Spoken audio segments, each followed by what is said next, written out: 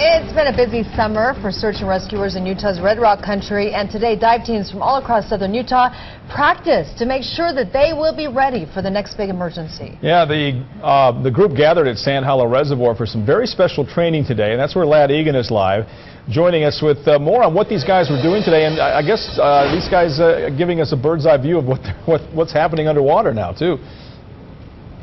Yeah, really letting us see what is going on underneath the water. And you could call this underwater CSI. These dive teams are not only training to locate and retrieve objects underwater, but also to document the scene and preserve possible evidence.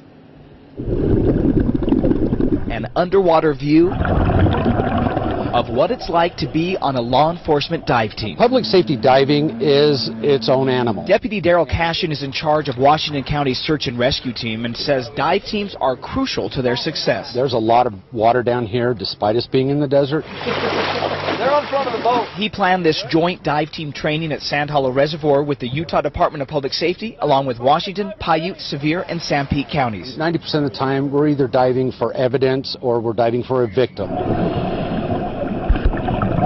Today, divers train for retrieving both in a fake plane crash,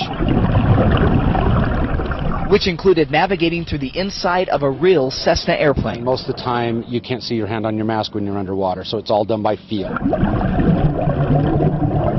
In this scenario, dive team members felt for the plane's flight data recorder, or black box, and carefully documented and preserved other evidence. Some of the dive teams come from smaller counties, which rely mostly on volunteers, which is why this training is so important. To treat every underwater operation as a potential crime scene. To document the crime scene underwater as it would be done on the surface.